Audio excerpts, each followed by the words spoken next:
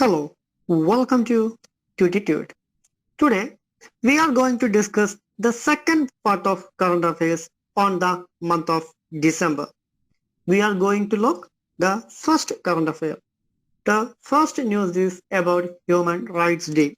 We know in all years on the December 10th, we observed as Human Rights Day because the day of United Nations General Assembly adopted in 1948 the Universal Declaration of Human Rights, that means UDHR.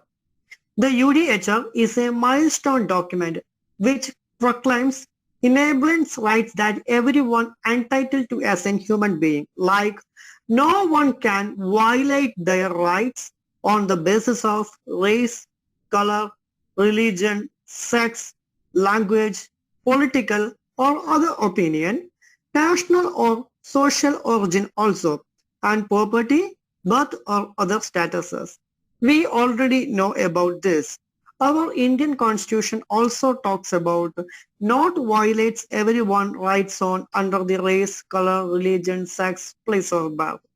In the same sense, the United Nations General Assembly, the Universal Declaration of Human Rights also talks about no one can discriminate on the basis of race, color, religion, sex, language, political or other opinion, national or special origin, property, birth or other statuses. That's why this declaration, that means Universal Declaration of Human Rights, is available in more than 500 languages in the world. The 75th anniversary of Universal Declaration of Human Rights will be celebrated on 10th December 2023. That means next year. That means in this year we are celebrating 74th anniversary of the Universal Declaration of Human Rights. And this year Human Rights Day theme is dignity, freedom and justice for all. And next news is World Monkey Day. The Monkey Day is celebrated across the world on the 14th December every year.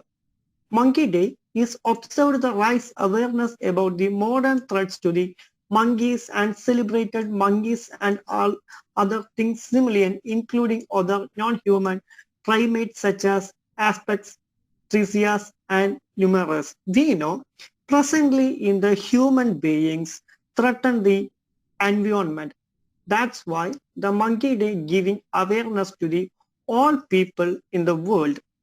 Since then the day celebrated animal rights and environmental activities, visual artists and art institutions across the globe. The day draws attention to issues such as medical research, animal rights and evaluation. The next news is UN Commission on the Status of Women. The 54-member UN Economic and Social Council, that means ECOSOC, adopted a resolution introduced by the US to remove the Iran from the Commission on the Status of Women, CSW, for the remainder of its 4-year term ending in 2026. Its development comes in the wake of country's brutal crackdown on protest over the hijab. We know presently in India have facing some issues related to the religion and the woman. We are not telling the opinion, but we know that hijab case is under the Supreme Court of India. In this scenario, the news is very, very important.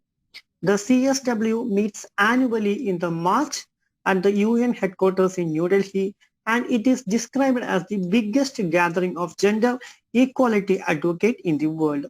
The UN Commission on the Status of Women, CSW, was established in 1946. Sometimes in the examination asked which year the UN Commission on the Status of Women came into force. The year is 1946. The year is very, very important and has become instrumental in promoting women's rights, documenting the reality of women's lives throughout the world and shaping global standards on the gender equality and the empowerment of women.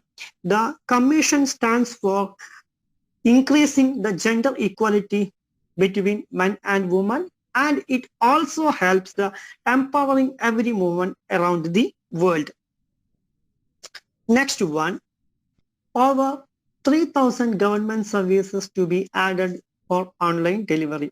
Presently, during the Good Governance Week, presently we celebrated as Good Governance Week. That's why over 300 and 3,100 new government services will be added online delivery. Various activities have been planned under the nationwide campaign of good governance. It is based on the theme Prashant Ghon Ki Aur, that means governance towards village.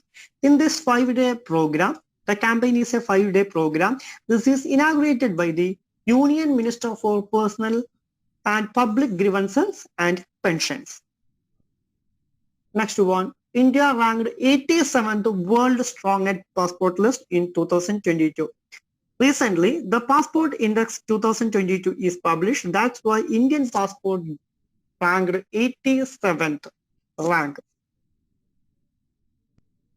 The report is published by Arton Capital, ranked the world's strongest and weakest passport. A passport, we know what is a passport. A passport is a travel document issued by a country's government to its citizen that verifies the identity and nationality of the holder of the purpose of international travel. India was ranked at 87th position in the world's strongest passport list. And the UAE has the strongest passport in the world. Holders of the passport can travel visa-free on visa arrival to 180 countries. Which passport is the strongest one in the world? That is UAE passport. That means United Arab Emirates. With the UAE passport, travels can enter 180 countries hassle-free, 7 more than European countries such as Germany, Sweden, and 9 more than Japan. The index shoved. The India get 87th position in the world's strongest passport list. The countries' weakest positions are like Afghanistan, Syria, Iraq, and Pakistan. And 9 out of the 10 most powerful passports are issued by the European countries. The Germany, Sweden, Finland, Luxembourg, Spain, and the France are the top 10 performers. That means the Germany, Sweden, Finland, Luxembourg, Spain, and France are the ranked in the top 10. You can just remember who is the first one and also remember about the rank of India. That is very, very important from present view. And we are going to look some questions related to this week. The first question, Malampandaram tribe recently news belongings to the which state? 4 options are given: Tamil Nadu, Karnataka, Kerala, Telangana. What is the correct answer? The correct answer is Kerala. The Malampandaram tribes located in the state of Kerala. The Malampandaram tribe is a small nomadic community living in the remote forest in Kerala. The fishing and collecting fruits and other edible from the forest and the main occupations of the community that depends on the forest for all their needs. And next one, Sudesha Geetangal was written by. The question is, who written the Sudesha Geetangal? We are get 4 options like Tolkappiyar, Murnali Arniyar, and Mahakavi Subramanya Bharati and Thiruvalluvar. The correct answer is option C, Mahakavi Subramanya Bharati. The explanation is the Mahakavi Subramanya Bharati, a poet and freedom fighter and social reformer. You can just think he is very famous in the 3 stages like poet, freedom fighter, and social reformer. That means he is an intelligent from Tamil Nadu and he is also known as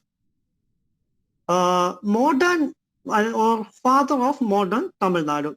And the Mahakavi Bharatiyar published Sudesha Geetangal in 1908.